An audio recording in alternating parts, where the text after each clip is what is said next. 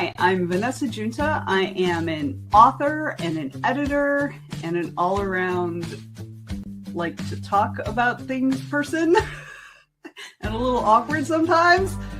But one of my favorite things to do is talk to authors, right? I love talking to authors about their process, their writing, their careers, their marketing, all those things. And I really love just sitting down and just talking about stuff. I mean, communication is my love language. So that's really what I had in mind. I really wanted a situation where I could just have a conversation with somebody. So, and a conversation and a cocktail is really all about us hanging out and drinking together and talking about the stuff.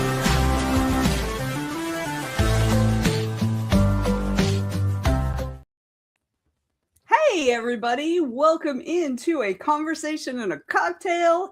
I am Venessa Giunta, so good to see everybody. And please, let's welcome Miss Lucy. I got your first name and your last name backwards. I was going to do so good. Lily Luchesi. So hi everyone. That's okay. I get called Lucy constantly, actually. You are so not a Lucy, though. Like, no, I'm more of a Lucy than you are, I think. Welcome, Lily. Thank you. I'm so excited that you're here. I'm so excited that you're here.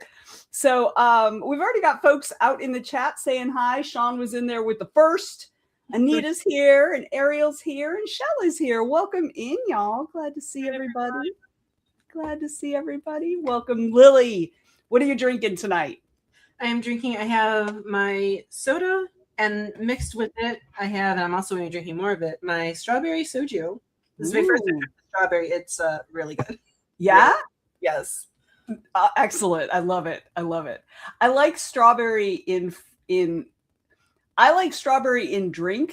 strawberry flavor in drinks, but I don't like strawberry flavor unless it's real strawberries and other things. I don't know. It has to be real strawberries. I have strawberry Italian ice in my freezer. I am definitely going to put that in a glass at some point with this soju. I need to buy more. That would be so good. Holy cow. Yes. Love that. So I'm drinking this Cosmopolitan that someone, I think, gifted me, but I don't remember. And I just opened it and poured it and took a sip, and it is way stronger than I prefer. Lily was laughing at me because right before we started the show, I took a sip. I was like, just like a 14-year-old does the first time she takes a drink. So, yeah, that's strong. I'm gonna let that. I will not be making drinks for you at any point. I've been told I am not allowed to make certain people drinks because I heavy pour. See, my thing is I don't like the taste of alcohol, but I like the buzz of alcohol. So what I'm known for is making drinks that don't taste like alcohol, but when you stand up, you fall down on your face. My mother liked those. My mother liked those, particularly vodka. Yes, I'm a rum girl myself, but vodka's my number 2. Rum, then vodka, then other things. So, I'm a whiskey person. I can't drink whiskey anymore, so now I just stick with my soju because I do love it. So my friend Holly is over in Taiwan right now, and she's also a whiskey person. And for her whiskey friends, she brings home small little things of Japanese whiskey. I mean, Taiwanese whiskey, not Japanese. Japanese whiskey is really good. Yeah. So, I mean, she says it's really good. I won't drink it, but I don't like whiskey. I don't like any of the dark liquors except for like dark rum because it's still rum. But like there's something about the dark liquors that I don't like. You can't mask their flavor. It's like whiskey, scotch, bourbon, rye. None of those. I won't drink any of them. Anyway, that's not what it is partly what we're here about, but that's not what we're mostly here about. So Lily, you are an award-winning author. Yes. You are prolific. You have a lot of books out, which I love. You write in my favorite sort of subgenres. Sean, shush. Because it's awful. The flavor's awful. Anyway, you write in lots of the subgenres that I love. So my first question to you, which is always my first question to people, is what got you into writing, but especially like publishing, wanting to put your work out there? What was your radioactive spider bite into the world of the writers? I had repeated spider bites that led up to things.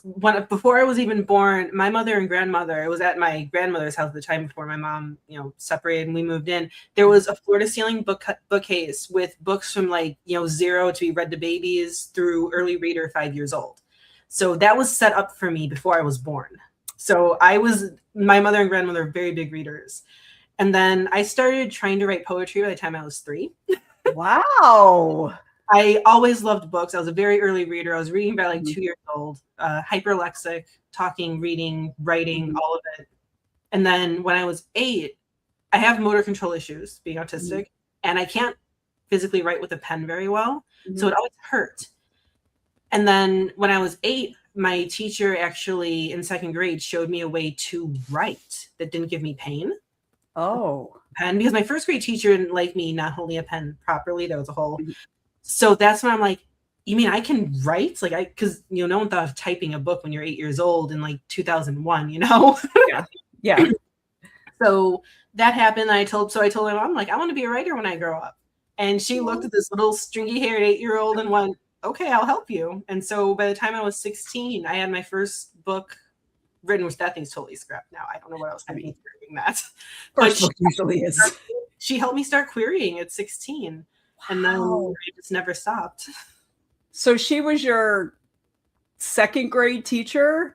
My 2nd grade teacher is the one who taught me how to write without paper. And my mom, she cheerled me. She gave me an ultimatum. I graduated high school when I was 15. I was able to be homeschooled. I did fast track. I graduated early. And she said, I'm going to give you until you're 25 to make it in publishing somehow. She said, if not, you are going to your backup, which my backup was med school. So, I mean, that was the backup. I was going to be a psychologist. I feel like that would work. I mean, I honestly think that many, many writers also, I mean, we have an interest in people. So it makes sense. And so I love that your mom was so incredibly supportive. I would not be anything that I am right now if it wasn't for her and her supporting me. And she taught me marketing. She was actually in advertising. She had advertised for music, for bands, and for local businesses. That was what she did for a living. So she taught me advertising, marketing, media training. The only reason I'm able to even do any of this stuff, go in denial and be on camera, is because of what she taught me and how I would not be anything that I am without her. I love that. My mom, when I told my mom I was in middle school, I was about maybe 12 or 13, probably 12. And I told my mom I wanted to be a writer. And she said, that's a very competitive business, which is not untrue. But it wasn't, my young preteen brain tacked onto that. So of course you can't possibly succeed in it. Right. And she never made any steps to try to help me do anything like that. So I am so glad. And my mom's not a bad mom. Don't let anybody think that. But her immediately telling you that was more care for you than anything. You got to understand what into. Yeah, I understand. She was trying to sort of prepare me, but had she done that and then said, okay, let's look into what we need to do to make that happen, she did not. Right. So I really was just left with, that's really competitive. Good luck, kid. That I shouldn't laugh. I'm sorry, but no, absolutely laugh. It's hilarious. Okay, so where did you start? So you started querying when you were 16? And then I wound up in 2014 when I was 21. I wound up getting an idea for, and it's on your screen right now, Stakeout. And I got the idea. Angelica had kind of always been in my head. Angelica's a part of me. She's not leaving. Angelica Cross. She's one of the 2 main characters. She's not leaving. She's up here forever. She is a part of me. And I started fleshing out her story when she asked me the question while I was watching a crime show. What if that detective went down that alley, but the criminal wasn't human? And what if he was a vampire? And I'm like, oh, wait, there's a story there. And then she just kind of started telling me the rest of her story, telling me I had the ending wrong. This was supposed to be a standalone. I wound up changing the ending right at the very end before I started querying. And I got a lot of rejections for it. A lot. One of them was actually from a fairly prolific company that wound up getting in trouble for plagiarism recently in the last couple of years. But this was 2014, that hadn't happened, and it was so bad I almost quit. Wow. I'm like, I give up. It was painful. Like I got it while I was out with my friends at dinner, and I'm reading the message on my phone, the email, and I had to go hide in the bathroom and cry for a little bit. It was that brutal of a rejection. And then my mom said, "Will you just try one more place? Find one more small press, because agents hadn't gotten back to me either." She's like, "Find one more small press, just do it for me." So I said, okay. And I wound up at a blog at the time that I did book reviews on. And one of the people who sent me one of their books to review was attached to a publisher, and it sounded perfect. So I'm like, this is my last shot. This is my last thing. 3 months later, my mom and I are coming in from shopping. It was actually almost at my 21st birthday. And I get an email like 8 p.m. "We want to publish your book and any subsequent books in this series." And I collapsed right on the floor. I collapsed. I couldn't believe it. And yeah, everything from there, stories just kept snowballing out of me. I love that. As a person who does not get a bajillion ideas, I love hearing like that you just like, it just kept going and kept going and kept going for you. Yeah. Like I totally envy that. But okay, so you did that. So you've done the traditional publishing route. Yes. Right. So, but you're now mostly indie published? Yes. Okay. So almost completely indie published. I have a couple of anthologies with a publishing house. Fractured Mind Publishing is one of them. I also do acquisitions editing for them from time to time. So I know, Stefan who runs it, so I trust them. I just signed on for another anthology, which is going to be for charity later this year. But I like to have control. I'm a control freak. There were a lot of issues with the original publisher, which is where the Coven Princess and Stakeout both were. And I'm like, I can't do this. I had to leave. It was for mental health and legal and moral reasons, contract. There was so much. So it's like, I want to choose who does my covers, who does my editing, who does my interiors. I mean, I do my own interiors. Half the time I do my own covers, half the time I don't. But I want to be able to choose that. Right. And I love indie publishing. I don't think I would ever take a trad deal unless someone bought the rights to something I already had out. It's like, okay, you want that, you're going to pay me a very good amount of money for that. And well, I actually did have Stakeout option for TV. CBS contacted me while I was still under my first contract. And unfortunately, that was when, I don't know if you remember when Supergirl went off of CBS and they did a bunch of cuts. Anything that was like metaphysical, paranormal, all got cut. So my show that was being optioned also was one of the things that got cut, as was the agent who worked there. Like they fired her entirely. Paranormal. So it's like, damn it. But like, if I were to ever go back trad, it would have to be someone buying what was out and making a very lucrative offer. Yeah, that makes sense. So you being an indie author is not easy, generally speaking, but it sounds like you really enjoy multiple aspects of it. So what's your favorite thing? And aside from being in control of every single thing, like, what do you really enjoy about being an indie author? What is it that drives you? I'm able to write whatever my brain comes up with, because when I wrote The Family Firm and started the S.L. Sinclair pen name, which I started with a shorter novella before that, a lot of people came to me and were like, "Oh, you're writing to market." And it's like, no, being indie, I can write whatever I want. Yeah. I don't have to worry about a publisher coming to me and wanting to change things, which thankfully my former publisher did not do that. But it's very, very common where people are coming back. Like, I was just reading again about L.J. Smith, how she got fired from her own book series because they wanted her to change the ending to it, to the last book. That's crazy. Like, I like being able to write in these worlds, do what the characters tell me, even if it's not marketable, even if it doesn't make sense. Indie allows me to honor the creativity, which I think sometimes trad, you kind of fall short of that because of monetary expectations that they have. Yeah. And I mean, we are long beyond the time when publishing companies wanted authors who wrote about all kinds of things, or weren't perfectly marketable, as just insert them into slot A. Like, right. We are well beyond, like, it's just all money now. It doesn't matter. The art doesn't matter anymore. I think that's why I liked the romantasy uprising, because the art does matter for most of those writers. And that's what made me very happy. And also with the queer romance uprising with Heated Rivalry, like when you're writing queer fiction and it's being traditionally published, those publishers are taking a risk and you have to really love it behind it. So those are the two things that make me very happy, because otherwise, yes, you're really not seeing a lot of soul, or you're seeing a lot of the same names releasing kind of the same thing over and over again. Not to say something isn't good, it is, but I still like variety. Sure, absolutely, absolutely. There was a horror author when I was young. There's a horror author that I really enjoyed initially. Like I read a ton of horror as a teen and in my early 20s. And there was this one author, and he's a good author. There's nothing wrong with him, but after reading about 4 or 5 of his books, I kind of recognized a pattern with all the books. It was just like the same base story, just different details put on top. And I was like, oh, if I had never noticed that, it would have been fine.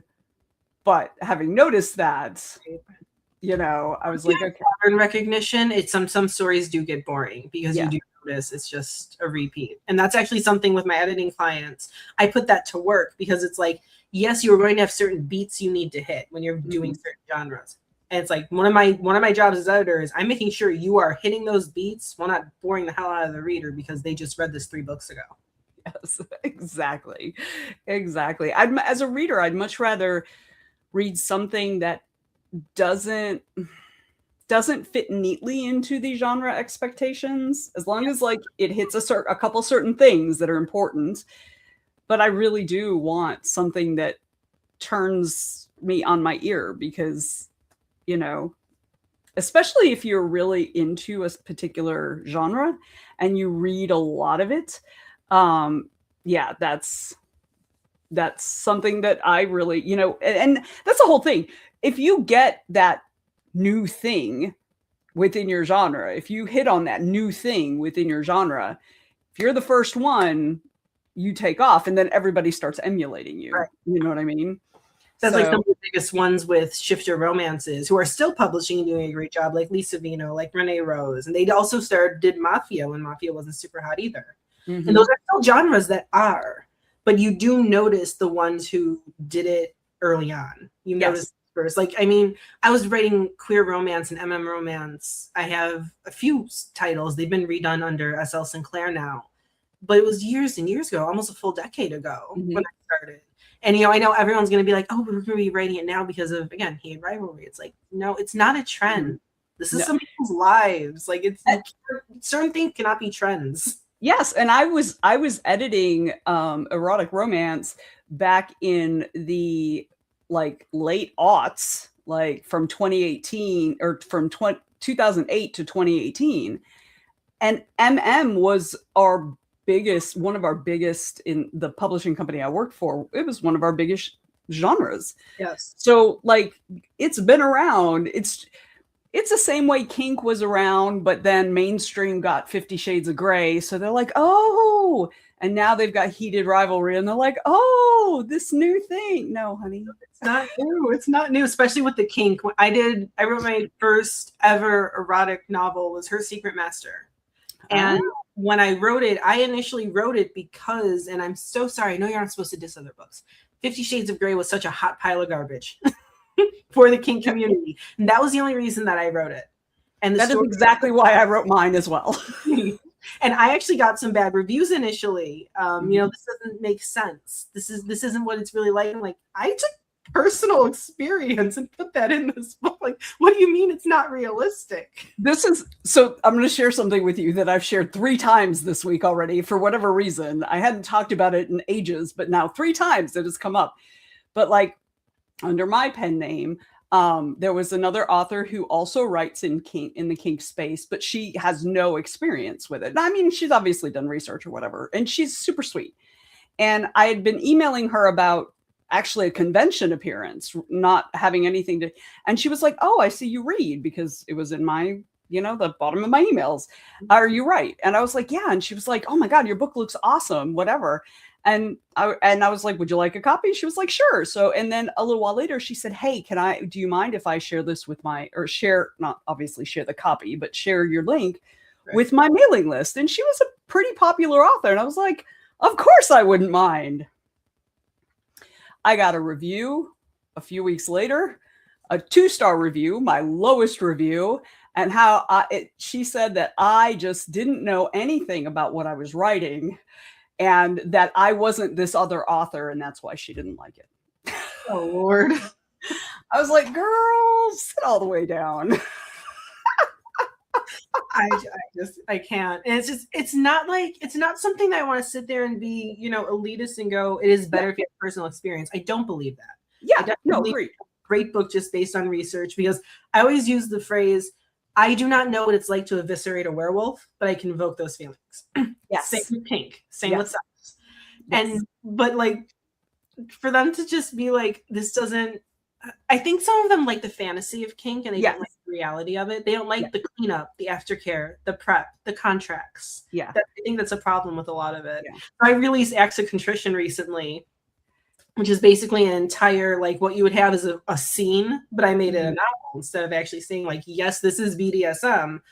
But anyone who's ever done BDSM roleplay like that understands what it is. Right. And it's gotten better reviews than all of my other kink that is actually like realistic based. It's like, okay, at least I get it. And and I think that's so common too, particularly when it comes to that particular subgenre, the kink subgenre, because, and also I think it also applies to MM generally, because the majority of people who read MM romances and erotic romances are women. Yes. Often straight women, or people who say they're straight or think they're straight. I mean, they may be straight, I don't know. But, and if you give that same thing to a gay man, he's going to be like, that ain't how it happens at all.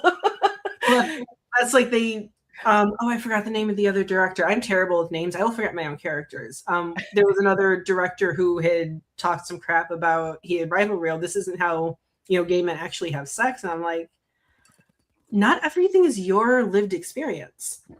Right. I've read a lot of books with bisexual female main characters or non-binary characters. That's not my lived experience, but that doesn't mean it's incorrect. It just means that I haven't experienced it. Yeah, 100%. But anyway, okay, so let's kind of move on to like what's going on now, because the people out there may not know yet. But that beautiful cover that is right next to your head, and it is a gorgeous cover. It is just stunning. What's going on with the Coven Princess? Tell us, Lily. Well, as you can see at the top of the Coven Princess cover, it says Special Edition. Now, initially, I was going to wait for its 10th anniversary, like Stakeout, but I got this cover. It was originally supposed to be a pre-made, and it wound up being a custom pre-made, which was kind of in the middle of both. Mm-hmm. I fell so in love with it. I'm like, I need to make a special edition now. So on the 8th anniversary, which 8 is also a special number for me, so that works. The 8th anniversary, which is March 18th, which is just next week. Mm-hmm. 9 days. Oh my God. Okay, so after 9 days, that's closed. I am launching my Kickstarter campaign where you can get a very special edition hardcover and or paperback bookmarks, everything. I have my friend, she's doing aluminum bookmarks for me, and it's going to have a bonus scene that was cut from the original manuscript. No one has ever read it anywhere. This is going to be the first time it's shown. It actually wasn't even edited, so I just went in and did my own editing for it. I'm like, oh my God, there's still filler names in this thing. That's how much I did not want in the original manuscript, but it's really good, so I like it. So I'm putting it in, and it's going to have character art, which once the campaign is live, you'll get a preview of it. Mm-hmm. There's stickers. There's going to be so many cute things, especially if you love fantasy and you want to support YA fantasy without supporting Turks or any of that sort of thing. That's how I've been advertising it for quite a while now, and people seem to enjoy it, but I'm so excited. I wanted to have the book in my hands. It's still in transit. It's coming from the UK, but it's going to be so pretty. I'm so excited. I wish it had arrived in time, because, oh my God. I know. Well, we had it scheduled for when it should have arrived, but like rescheduling and things happen. So at some point, I'll be on This Week in Indies at some point. I'll bring it with. Please. Yes, definitely. I love that. I love it. It is such a gorgeous cover, just stunning. And I already visited the Kickstarter, and I believe we'll have it down in the show notes. I'm sure Joe can confirm the link to it. But I'm sorry? I think that's the QR code too, if I'm not mistaken. Yes, that's the QR. Oh yeah, okay. Scan your screen, y'all. I'm old. What can I say? But yeah, so I went and looked, and just like the art at the top. Thank you, Joe. The art at the top of the Kickstarter. I just sat there for a minute and just looked at it, because I was just like, that is just so beautiful. So getting the cover and getting the banner, and then there's also the bookmark that she designed, getting that, I was like, you nailed this. Like, it's from SG Designs, and it's like, she nailed it. I've never worked with her before, but I will definitely work with her again in the future for like special editions, because yeah, she just did such a fantastic job. Like, it looks just like Harley, just like her. Even better. Like, that's amazing. So tell us a little bit about the Coven Princess. So the Coven Princess was, again, going to be a standalone, but the initial plot in my head was, it's the first in a 5-book series. None of them have cliffhangers. Each book is condensed within itself, following Harley and her friends and her family. But initially it was going to be her father's story. I wanted to write her father's story and then give him a child and make him happy, because I had a favorite character who I was very unhappy with how his arc ended, and it was a minor character. And I'm like, this character deserves his own novel.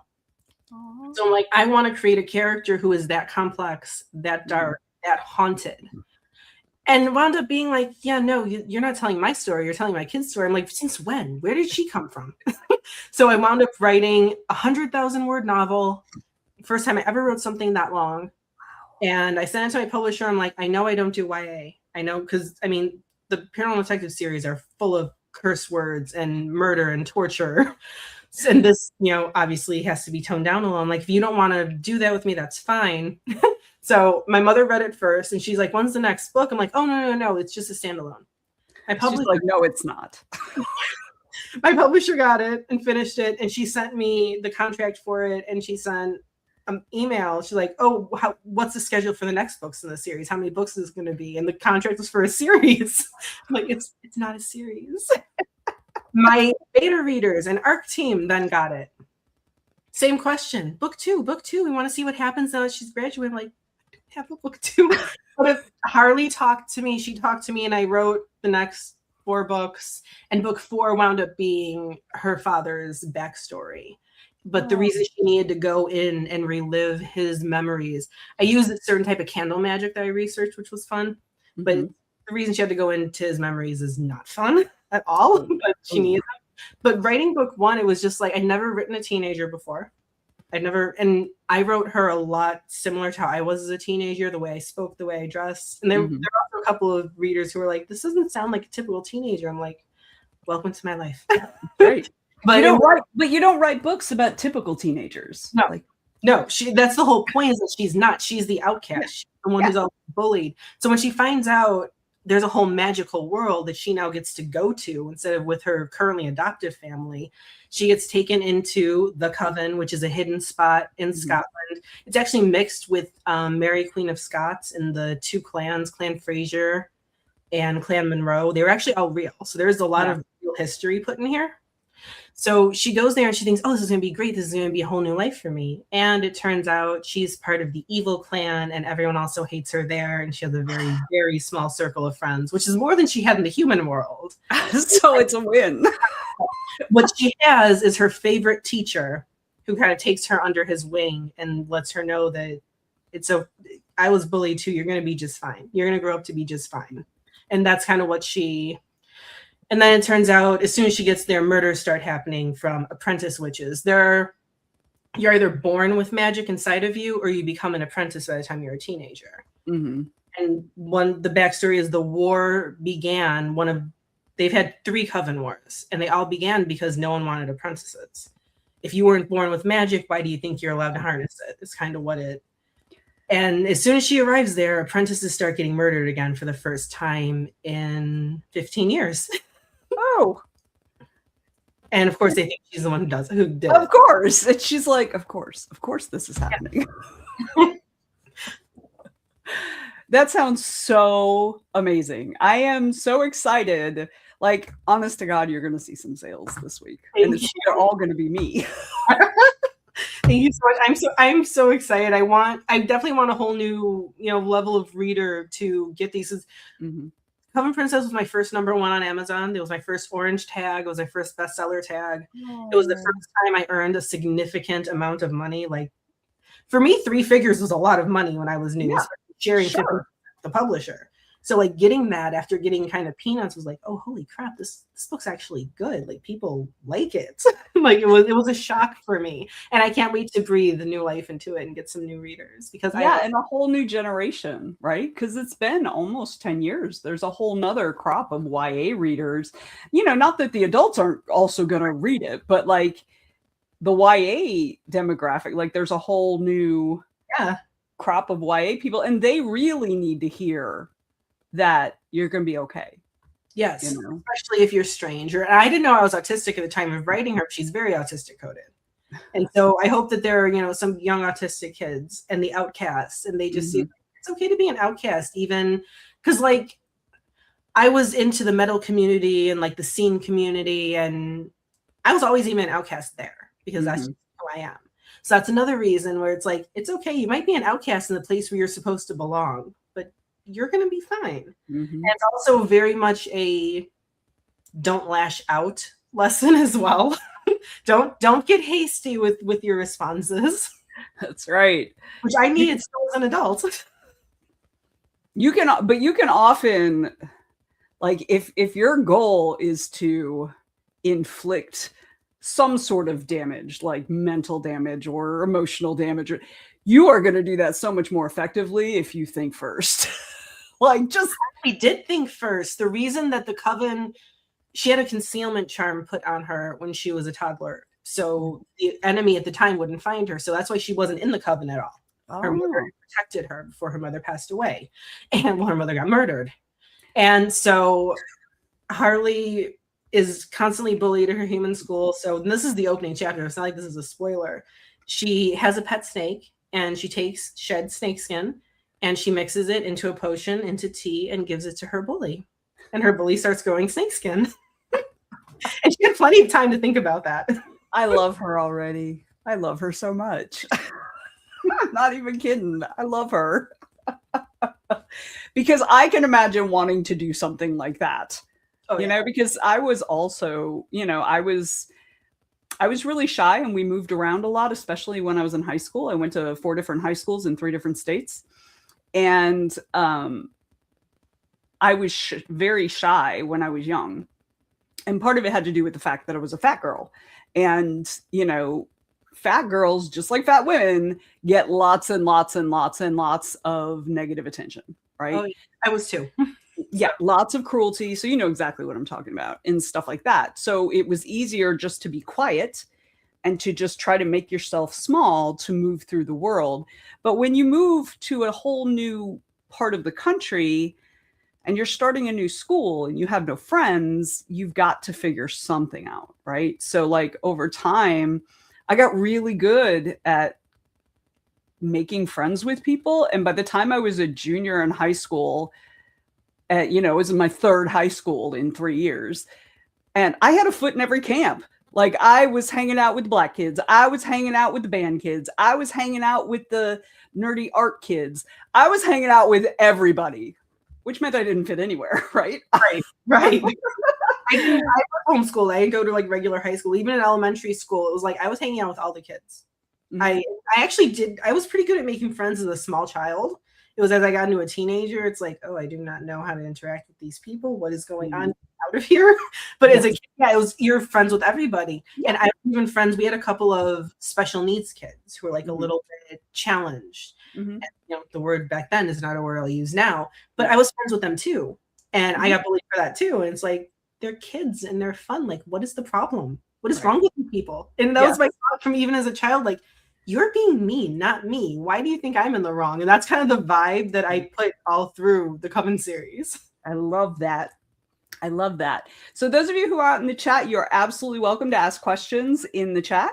We'll just keep chatting. I mean, we can clearly do this, but if y'all have questions, so go Indy when? Not yet. Not yet. That's at the end. or go indie always.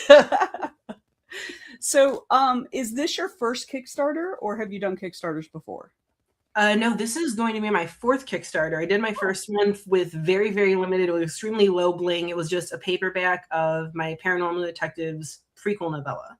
And I just wanted to see if I could do it. And actually, Stefan, who is the one who just commented, he's the one who told me about like the January 300 copy thing. I don't know what you're talking about. What do you mean? It's a small challenge that Kickstarter does. If you use the hashtag in it, they will promote you a little bit more. You either have to earn $300 or sell 300 copies. So that number is 300. And I earned $300 on the paperback. So I'm like, okay, I can kind of do this. I edited Kickstarter books from Russell Nohelty. And so I got a lot of that extra information. And so then I did Stakeout's 10th anniversary last year. Yeah. Which in the thumbnail for this episode, I actually saw it had, I should have grabbed it. And I think I packed it now.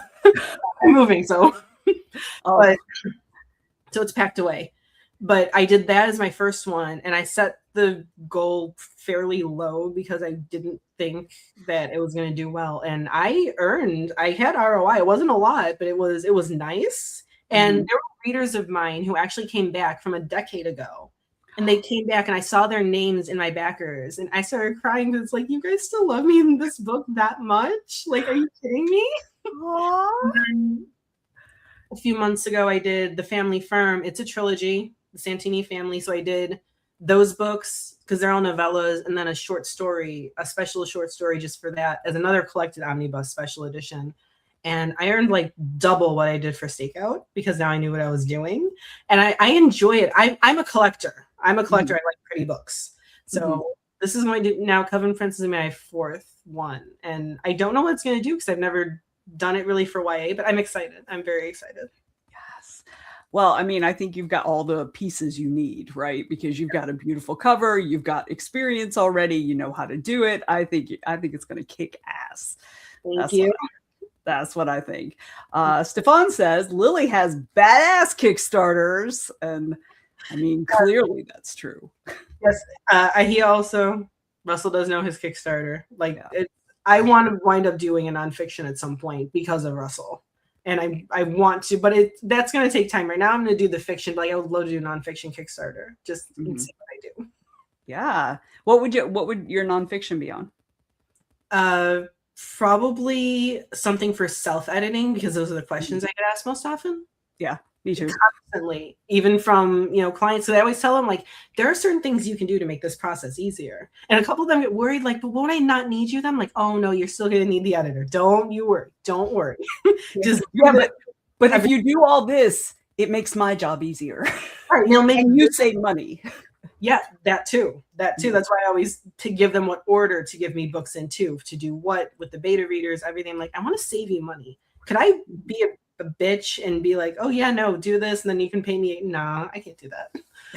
I want to. Sometimes I want to, but I can't. My conscience would kill me.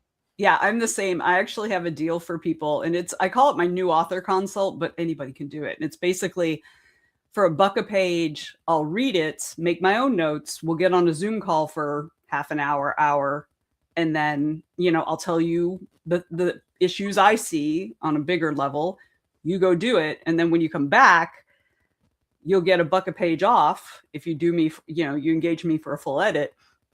Plus it like the page rate, because I charge by the page, not by the word, but the page rate will also be lower because it'll be better quality than it was the first time.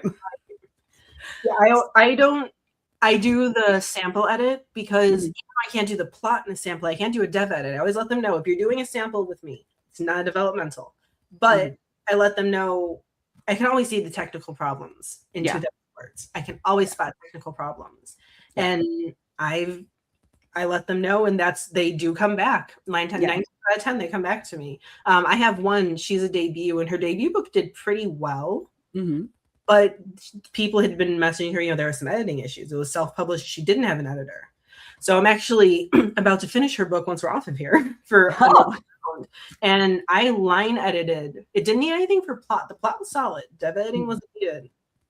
The line edit was heavy. And I was basically teaching throughout the whole thing of why these changes need to be made. And we did, consultations via email, messenger, and it's like, now she knows what to do for the next one. And it's not this big financial drain. Yes. That's I'm exactly the same way. My job is like, I consider it one-on-one teaching because they will get better, which means when they come back, it'll be a better book. It'll be less issues, less mistakes, or less things I need to comment on. And it's going to be more solid from the beginning. So the iMac, that's a big question. In the background, no, that's my TV. I'm on the Mac right now. Yeah, I'm using that to stream. Otherwise, the quality on my phone would not. No, that's not going to work. I had to do GoIndie now on it twice, and I will never do that again. That's just my big ass TV. I like to watch K-pop in 4K. The important shit. Important shit. Priorities. Okay, Joe has a question. Can you tell us what's happening with one of my favorite amateur sleuths, Paige Papillon? So Paige would like her own Kickstarter next year or later this year, depending on which books I want to. Paige would like her own for book 1. I am halfway through book 4. There's only 2 books left to be published. I am halfway through book 4, and book 4 has been painful. It's been very painful, but I have to do it in between doing my S.L. Sinclair stuff because those are on pre-order, and I have to honor that commitment. Of course, those readers would not like it if I delayed. Again, I have had a couple delays because of being sick. But Paige is coming back. I would hope for book 4 to be done by the end of this year. I'd like to have it as almost a Christmassy type of release with some Christmas magic thrown in there because the story has gone in that direction for some odd reason. And I have a ton of book 5 written. I've been writing it out of order.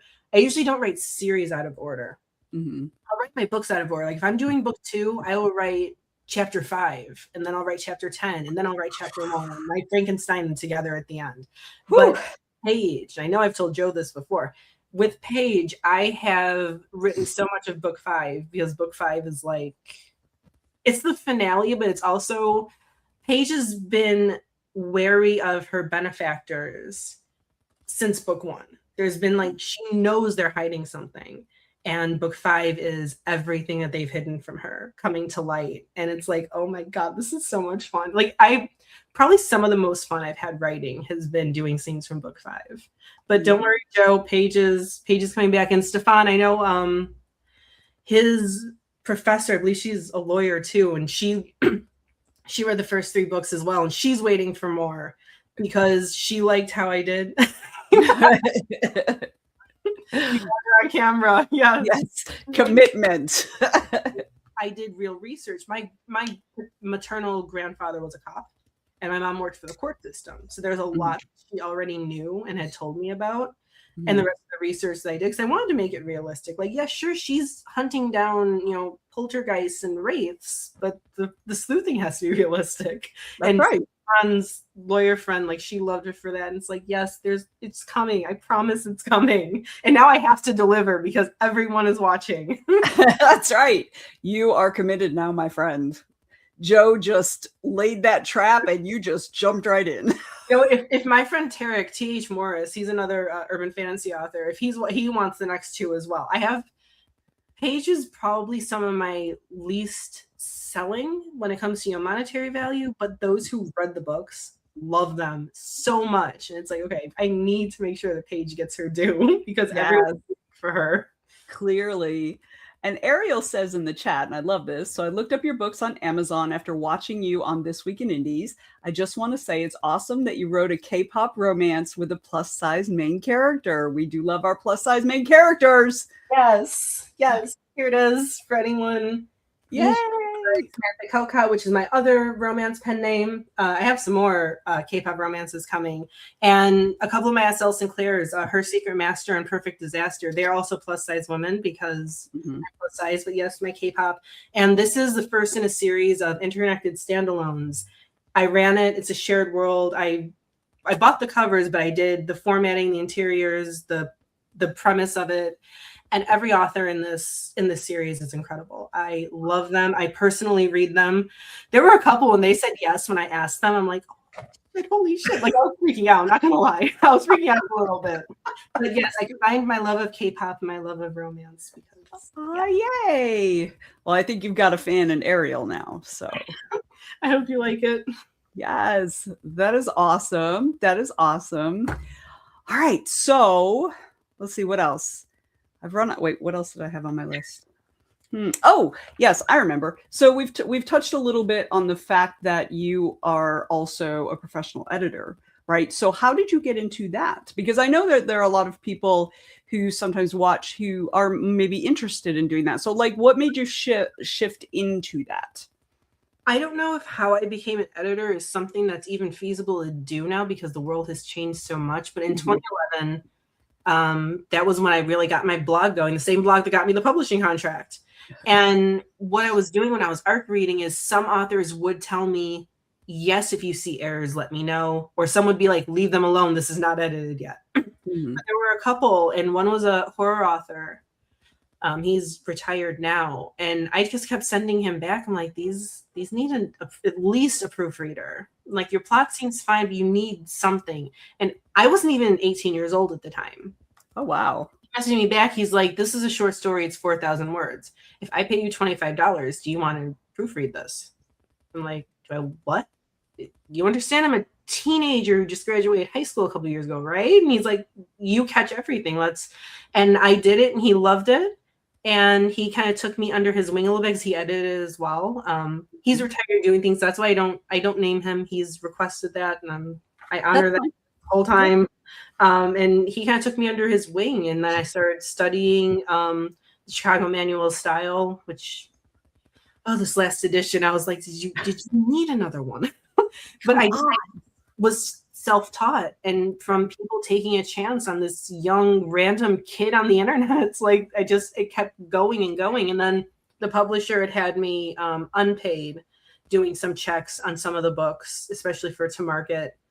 And that's how I built up being able to say, like, yes, I can do developmental editing. Because line editing and proofreading, I knew I could do. But, like, dev editing, you kind of need proof out there.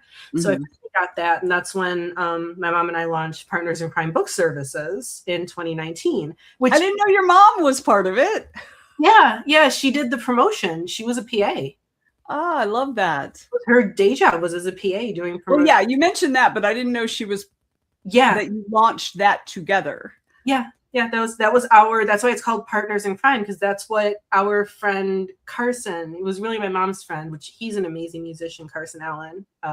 He had a band called Me Versus Myself, which they were just so good. But he called us the Partners in Crime because Mom and I were always together at the shows. So we used his nickname for us. And that's, even though, she's gone, I'm never going to change that name. It's always going to be Partners in Crime. She's always going to be a part of it. Yes. Yeah. What an incredible homage to her too. Like her, I love that. Aw, I love that. Okay, let's get on to happier things and stuff. But that's so cool though, that like how you started. Yeah, I don't think that can happen now.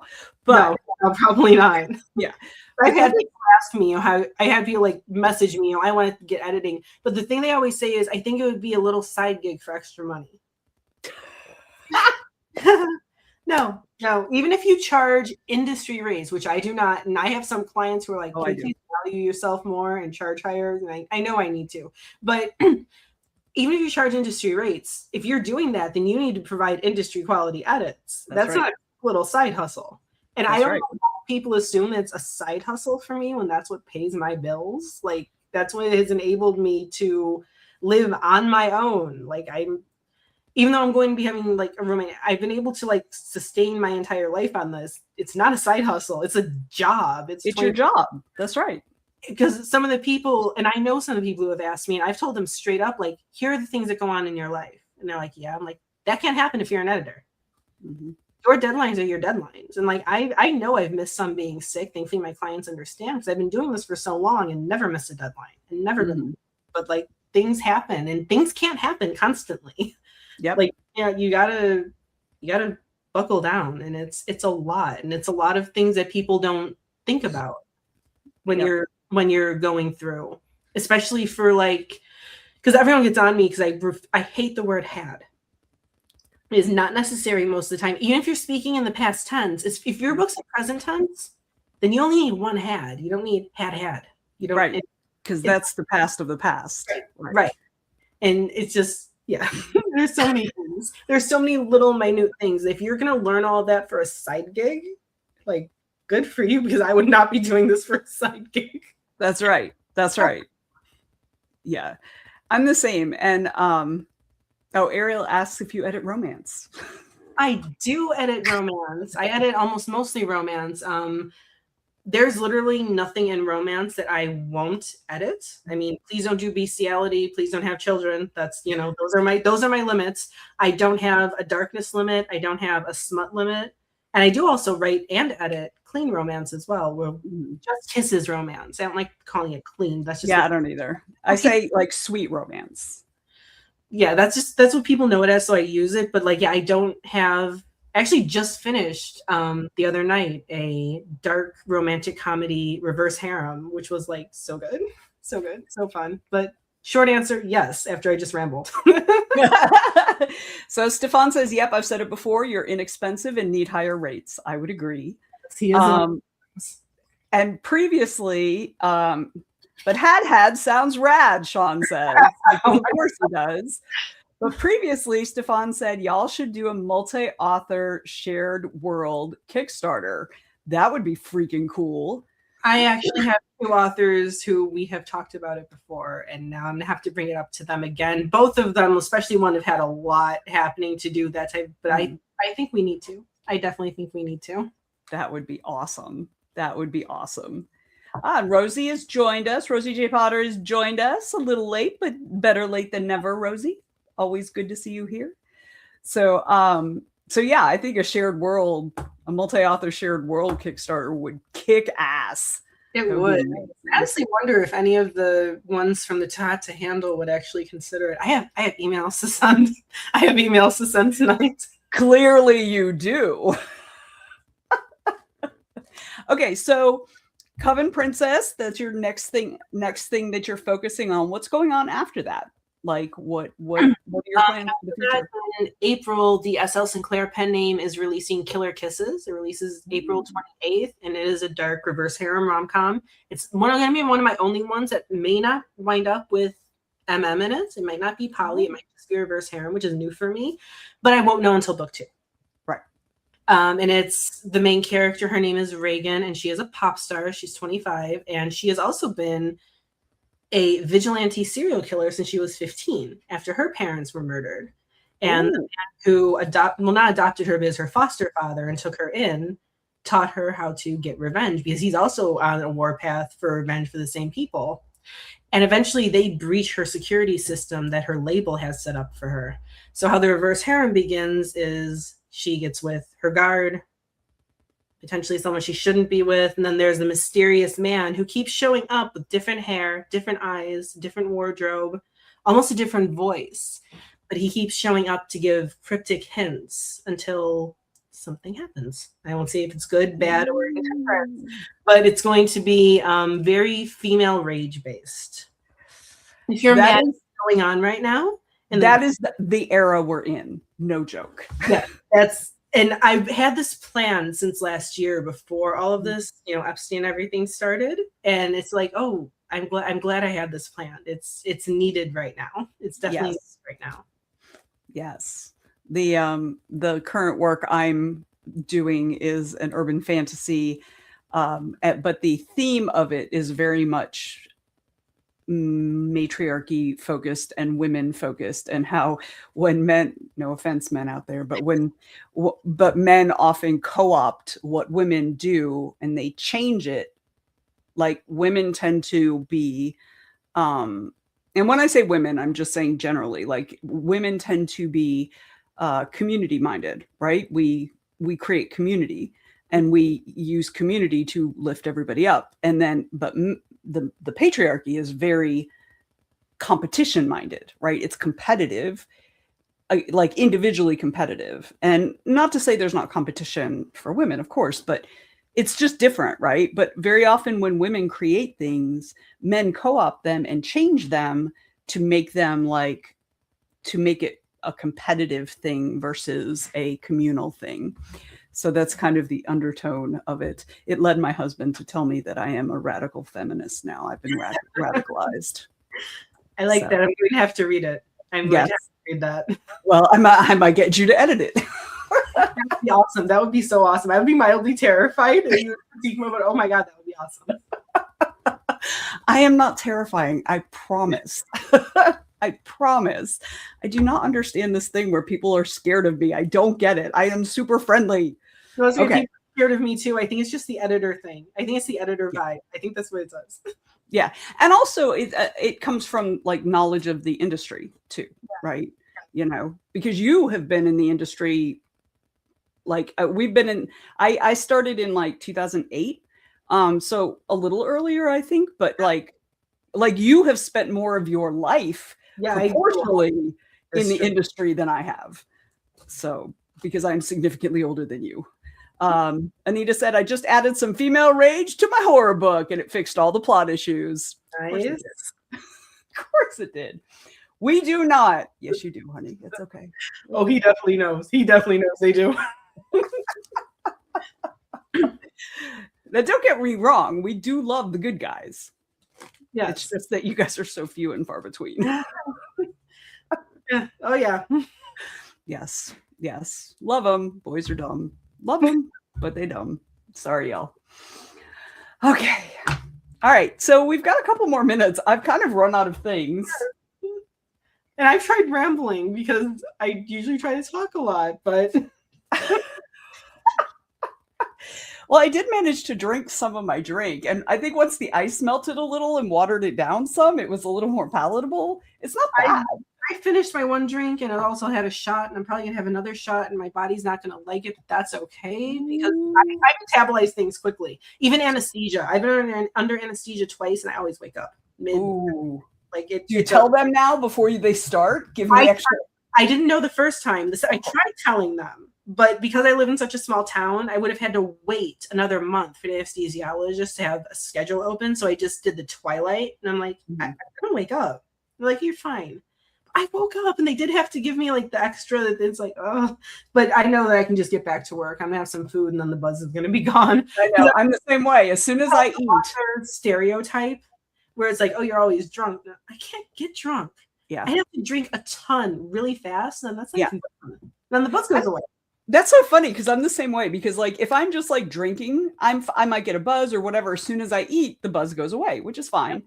If I am drinking really fast and I get hammered, which doesn't happen very often, then even if I eat, I'm still a little drunk, but I'm not hammered anymore. So it's sleepy then.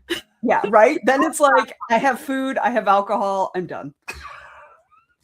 Okay, we actually have a question from Sean. What do you think the future of urban fantasy looks like? I always see urban fantasy come back around every so often. I do think that urban fantasy romance, which is what Stakeout with the Paranormal Detectives series devolved into a little bit, because the romance did become a major plot point, but wasn't the main point. I do think that's going to be more of a thing because people like that connection that romance gives. Even if it's not the main thing, it doesn't have to be open door. Mine is closed door. But I do think that that connection, and also urban fantasy has a very distinct layer of found family. And I think that people also want that right now. I see urban fantasy, I see it being very female driven, but I also see it being very world building driven. I see people making this modern world, but adding onto it.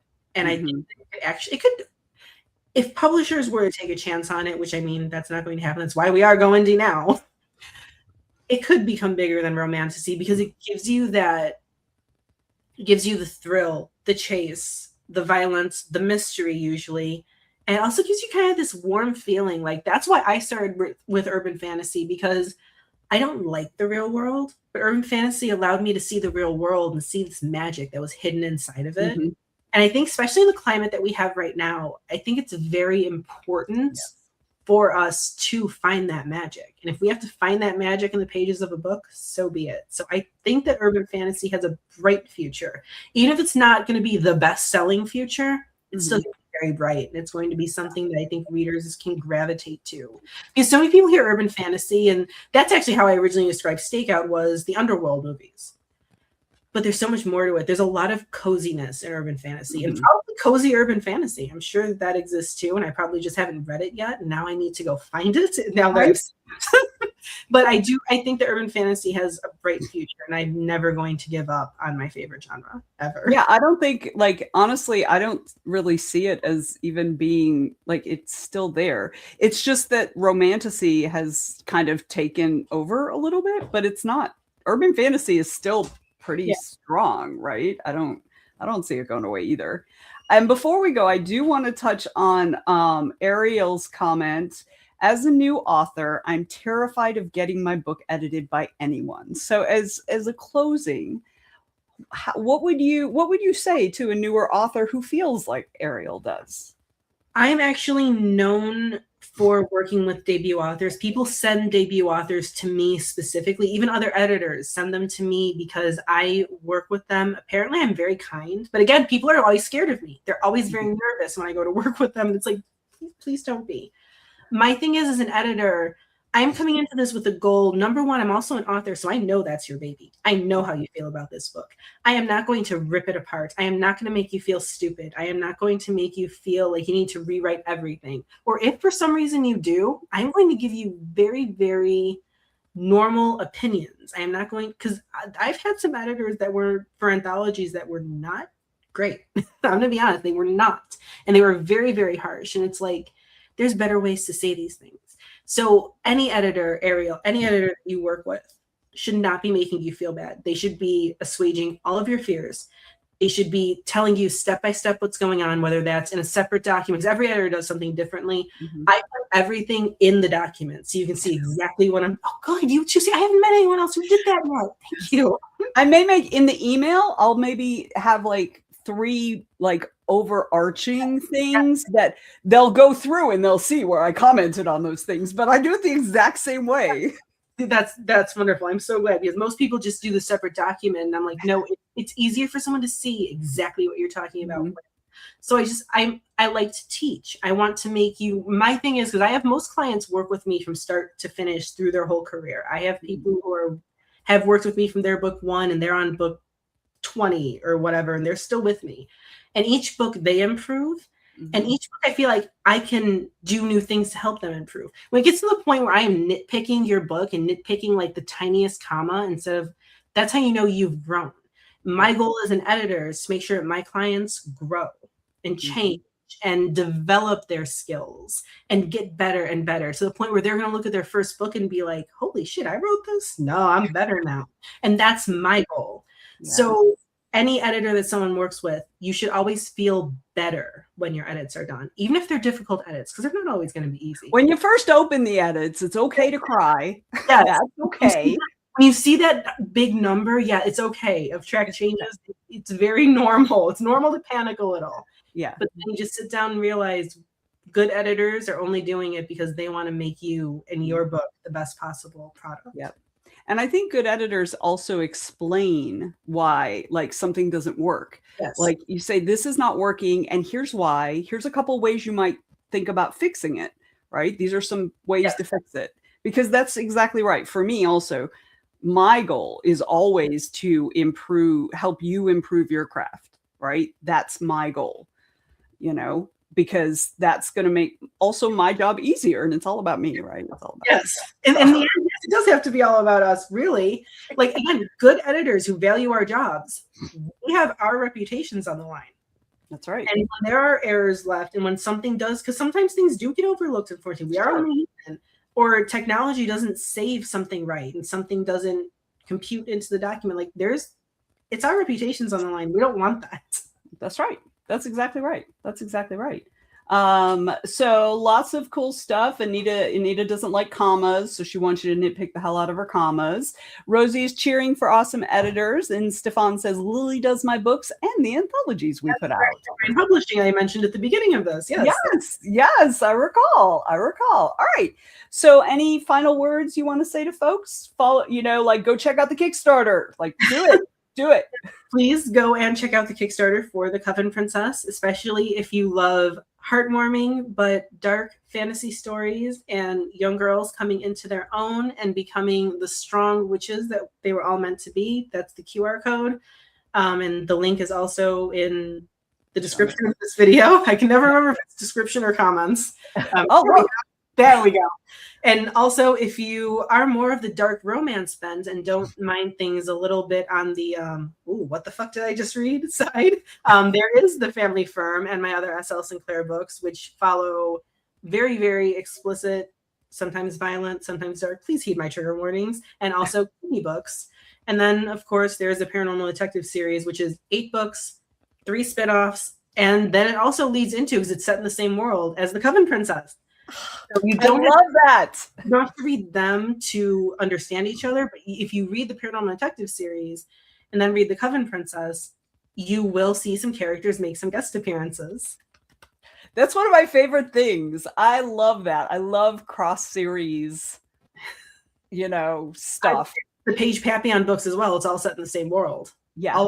Because I always wanted to do like Stephen King, who was my teenage idol, and he had all of his stories. Lily, you and I, I knew it was coming. You and I are like 2 peas in a pod. We have so many similarities, and we both grew up in Chicago. So we have so many similarities. It's hilarious. So, we need to get together in real life for a drink one day. We will. Probably maybe October. Okay. At Multiverse, maybe. Maybe I did put in to attend. I know. We're having our first guest selection meeting next week. So okay. No nerves at all. Don't worry about it. It'll be fine. It'll be fine. All right. Thank you so much for joining me. This is so much fun. I cannot tell you how much I was looking forward to this, because y'all may not know this, but Lily and I have been on panels together multiple times over the last several years. Yeah. We've never actually talked to each other just us. No, and I'm glad that we finally have. This has been so much fun. Me too. I'm so glad that you came on here. Thank you so much. All right, everybody. There's all kinds of stuff on the Go Indie Now network this week. I do not have any of it memorized or anything like that, so I'm not going to be able to tell you, but it is on the channel. So just pop over, look at the channel. It's all there. Always remember, like and subscribe. Do all the things. Tell your friends about this wonderful interview that you watched and send them over here so that they can buy Lily's wonderful books. And as you all know, it's always time to go indie now.